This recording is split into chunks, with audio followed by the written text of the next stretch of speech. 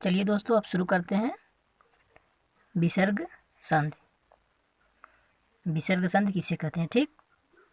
इसके पहले वीडियो हमने स्वर संधि किसे कहते हैं, स्वर संधि के भेद और व्यंजन संधि के बारे में डिटेल से पढ़ाया है, ठीक दोस्तों। अगर आप उस वीडियो को देखना चाहते हैं तो हम डिस्क्रिप्शन बॉक्स में लिंक दे देंगे, वहाँ से जाके आप उस वीडियो को देख सकते हैं, ठीक दोस्तों। और अगर आप हमारे चैनल पर नए हैं तो इस चैनल को सब्सक्राइब कीजिए और अपने दोस्तों को शेयर कीजिए। तो चलिए शुरू करते हैं विसर्ग संधि। विसर्ग संधि किसे कहते हैं? विसर्ग के बाद स्वर या व्यंजन आने पर विसर्ग में जो विकार होता है उसे विसर्ग संधि कहते हैं। क्या रहा है? विसर्ग के बाद स्वर या व्यंजन आने पर विसर्ग में जो विकार होता है उसे विसर्ग संधि कहते हैं। जैसे निधन आहार बराबर निराहार, मना धन योग बराबर मनोयोग। अब देखिए विसर्ग के बाद स्वर या व्यंजन, यहाँ देखिए विसर्ग है, इसके बाद ये स्वर है, ठीक। इनके आने पर जो परिवर्तन होता है वही विसर्ग संधि कहलाता है, ठीक। इसी प्रकार इसमें देखिए विसर्ग के बाद योग, इसी प्रकार ये क्या हुआ, मनोयोग। इस प्रकार से क्या है, विसर्ग संधि। अब चलते आगे देखते हैं विसर्ग संधि के नियम। विसर्ग संधि के नियम क्या कहते हैं, ठीक दोस्तों। चलिए पहला नियम देखते हैं क्या कह रहा है, ठीक दोस्तों। क्या कह रहा है पहला नियम? विसर्ग का ओ हो जाना। क्या कह रहा है? विसर्ग का ओ हो जाना। विसर्ग के पहले और बाद में क्या कह रहा है? विसर्ग के पहले और बाद में अ अथवा प्रत्येक वर्ग का तीसरा, चौथा, पांचवा वर्ण या यर लव हो तो विसर्ग का ओ हो जाता है, ठीक। क्या कह रहा है? क्या कह रहा है दोस्तों? कह रहा है कि विसर्ग के पहले और बाद में अ अथवा प्रत्येक वर्ग का तीसरा, चौथा, पांचवा वर्ण या यर लव हो तो विसर्ग का ओ हो जाता है, ठीक। तो आइए इसका उदाहरण देख लेते हैं क्या कह रहा है।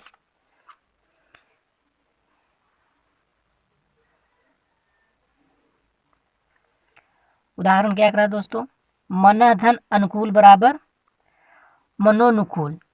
अब ये कैसे हुआ, तो एक बार नियम देख लेते हैं। विसर्ग के पहले और बाद में अ अथवा प्रत्येक वर्ग का तीसरा, चौथा, पांचवा, तो विसर्ग के पहले या बाद में, इसमें देखिए विसर्ग के पहले अ है, न में अ जुड़ा है, ठीक, और बाद में भी अ है। यहाँ क्या कर रहा है? पहले और बाद में अ अथवा प्रत्येक वर्ग का तीसरा या चौथा। यहाँ देखिए विसर्ग के पहले अ है और बाद में भी अ है। इसी प्रकार यहाँ विसर्ग का क्या हो जाएगा? ओ हो जाएगा। इस प्रकार यहाँ अपना मनोनुकूल, ठीक, समझ में आया। इसी प्रकार इसको देख लेते हैं। तपह धन भूमि, तपह धन भूमि बराबर तपोभूमि।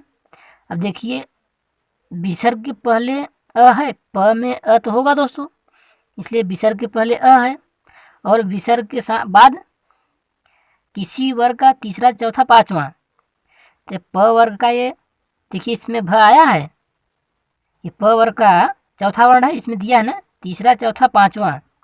इसी प्रकार विसर्ग का क्या हो जाएगा? वो हो जाएगा। तो क्या हुआ? तपोभूमि, ठीक। इसी प्रकार अगला देखते हैं। अधः धन गति बराबर अधोगति। अब विसर्ग के पहले दोस्तों अ है, ध में अ तो है, विसर्ग के पहले अ है और यहाँ किसी वर्ग का तीसरा, चौथा, तो क वर्ग का ग आया है, तीसरा है, ग जो है क वर्ग का तीसरा वर्ण है, तो क्या बना? अधोगति। समझ में आया दोस्तों। अब चलिए अगले नियम पर चलते हैं। तो अगला नियम क्या कह रहा है दोस्तों? विसर्ग का र हो जाना। विसर्ग का र हो जाना, तो देखते हैं। यदि विसर्ग के पहले आ को छोड़कर कोई दूसरा स्वर हो और बाद में आ, छोटा उ, बड़ा उ या तीसरा चौथा पांचवा वर्ण हो तो विसर्ग का र हो जाता है। साथ साथ में अगर इनके बाद य र लव हो तब भी विसर्ग का र हो जाता है। ठीक, तो देखते हैं क्या करता है। निह धन आशा बराबर निराशा। तो देखिए कह रहा है विसर्ग के पहले आ को छोड़कर, तो देखिए विसर्ग के पहले न में और आ तो है नहीं, कोई दूसरा स्वर हो तो दूसरा स्वर इसमें क्या है, छोटी की मात्रा है दोस्तों। न पे छोटी की मात्रा लगा मतलब ई स्वर हुआ।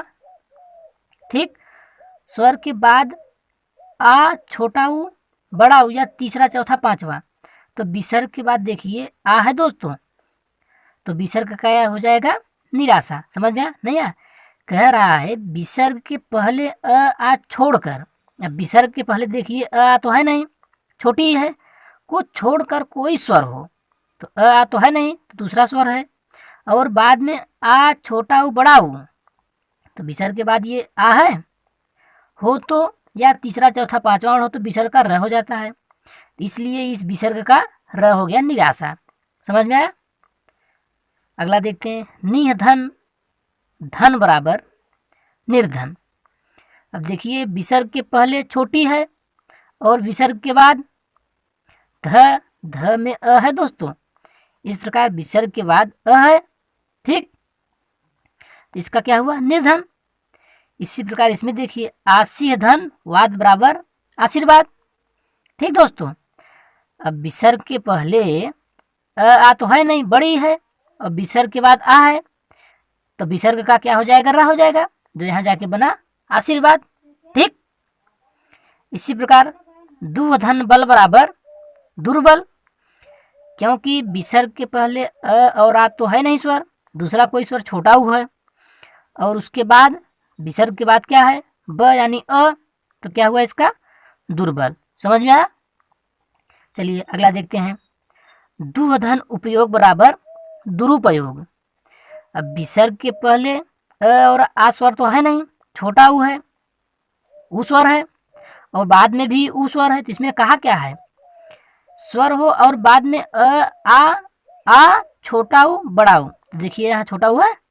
ठीक, तो विसर्ग का क्या हो जाता है, र हो जाता है, तो दुधन उपयोग बराबर दुरुपयोग। समझ में आया दोस्तों? समझ में आया? चलिए अब अगले नियम पर चलते हैं। नियम नंबर 3। अब नियम 3 क्या कह रहा दोस्तों, विसर्ग का बड़ा स हो जाना।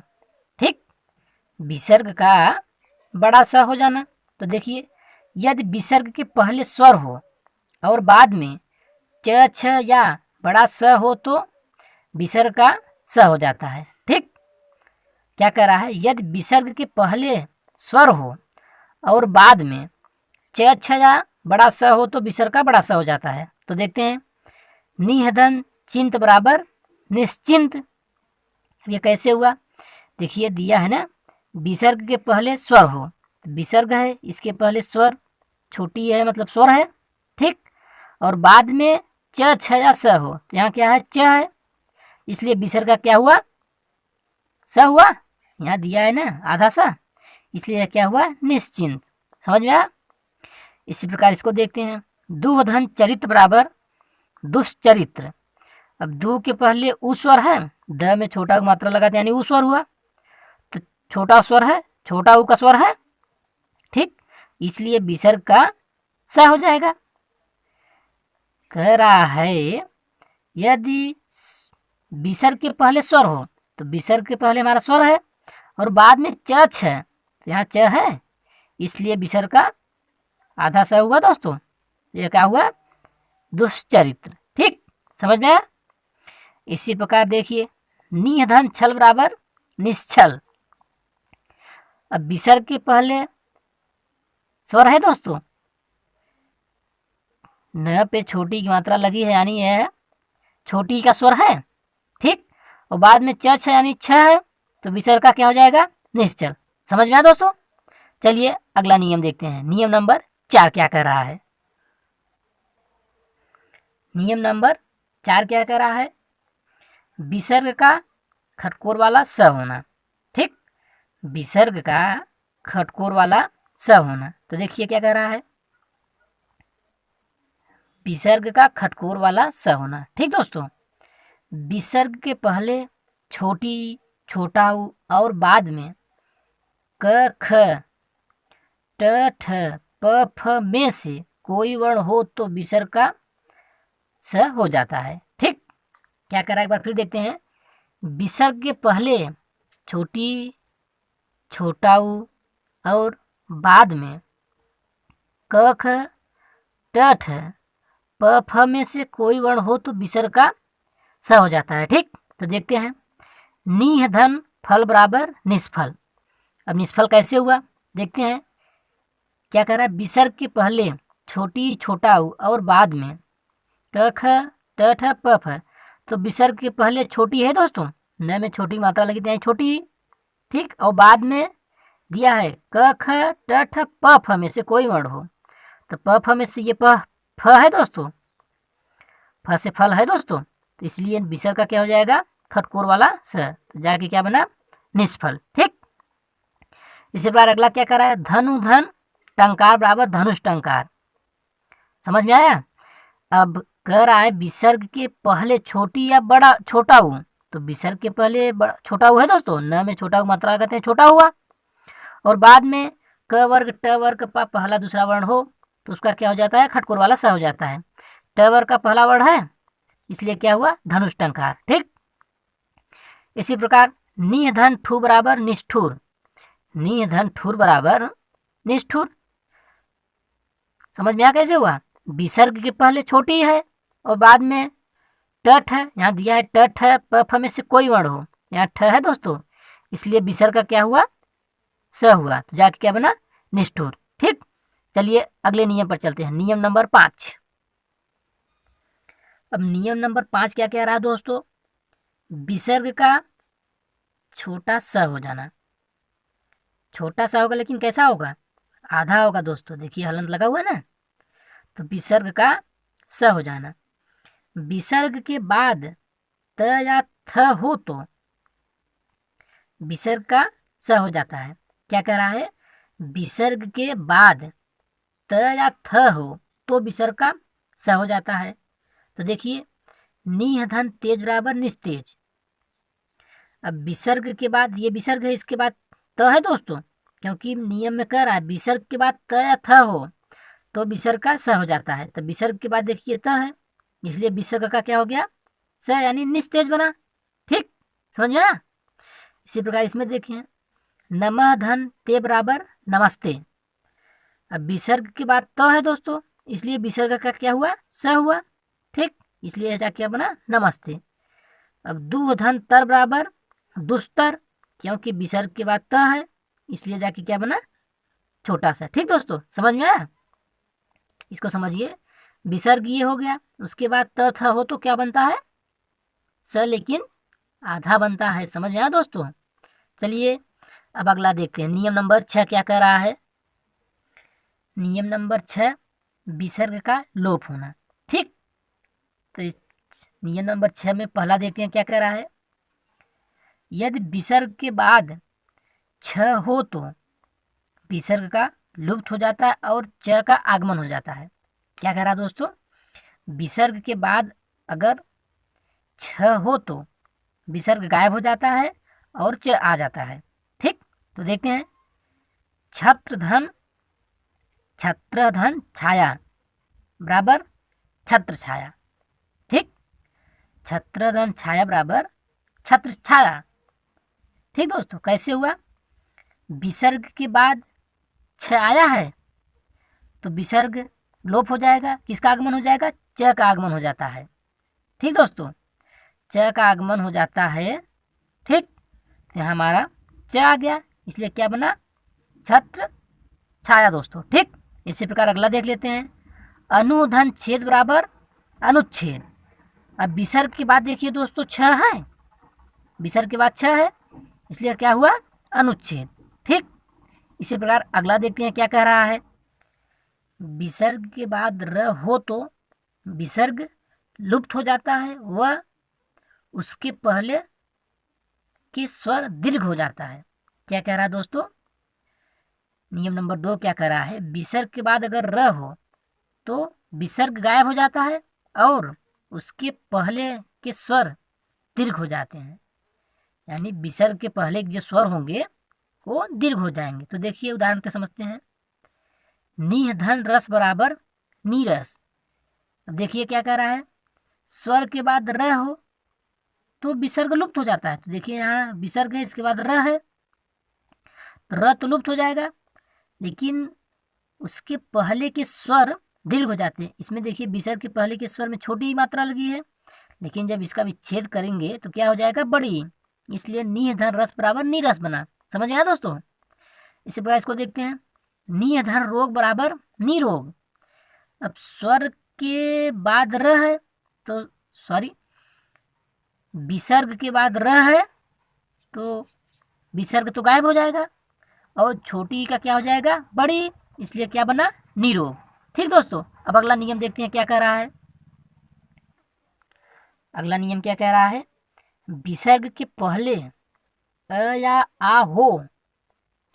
क्या कह रहा है, विसर्ग के पहले अ या आ हो और विसर्ग के बाद कोई भिन्न स्वर हो तो विसर्ग का लोप हो जाता है। एक बार फिर नियम देखते हैं, विसर्ग के पहले अ या आ हो और विसर्ग के बाद कोई भिन्न स्वर हो तो विसर्ग का लोप हो जाता है। अब विसर्ग के पहले देखिए, अतः धन एव बराबर अतएव। ठीक, क्या कह रहा है, अतः धन एव बराबर अतएव। अब विसर्ग के पहले अ या आ, त में अ है दोस्तों। ठीक, विसर्ग के बाद कोई भिन्न स्वर, तब ये विसर्ग हुआ, इसके बाद ए है, ये भिन्न हुआ दोस्तों, इसलिए क्या बना, विसर्ग हमारा लोप हो जाएगा।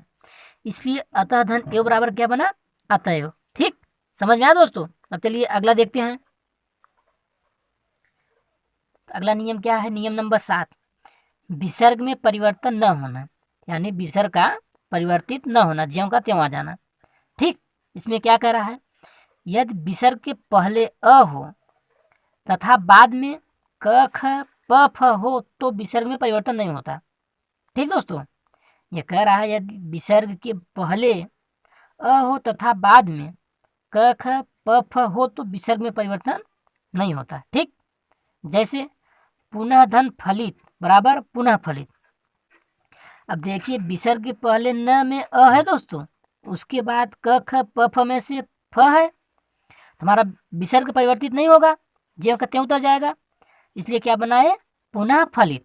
ठीक, इसी प्रकार एक उदाहरण देख लें, अंतः धन पुर बराबर अंतःपुर। क्योंकि विसर्ग के पहले त में अ है दोस्तों, है ना, उसके बाद प फ में से यहाँ प है, इसलिए विसर्ग हमारा ज्यों का त्यों उतर जाएगा। ठीक, तो क्या हुआ, अंतःपुर। इसी प्रकार प्रातः धन काल बराबर प्रातः काल। अब त विसर्ग के पहले त है, त में अ है दोस्तों, इसलिए विसर्ग ज्यों का त्यों उतरेगा, क्योंकि विसर्ग के पहले अ है और बाद में क है। क्योंकि यहाँ नियम में कहा है क ख प फ में से कोई हो तो विसर्ग में परिवर्तन नहीं होता, इसलिए प्रातः काल का प्रातः काल हो जाएगा। इसके कुछ अपवाद भी हैं दोस्तों, आइए देखते हैं उनको, जो कि इस नियम का फॉलो नहीं करते हैं। आइए देख लेते हैं अपवाद क्या कह रहा है। नमः एवं पूर्व में विसर्ग का स हो जाता है, नमः और पूर्व में विसर्ग का स हो जाता है। कैसे, इसमें क्या कर रहा था, विसर्ग के पहले अ हो और बाद में क ख या प फ हो, इसमें कह रहा है ना दोस्तों। नियम 7वां क्या कह रहा है, यदि विसर्ग के पहले अ हो तथा बाद में क ख प फ हो तो विसर्ग में परिवर्तन नहीं होता।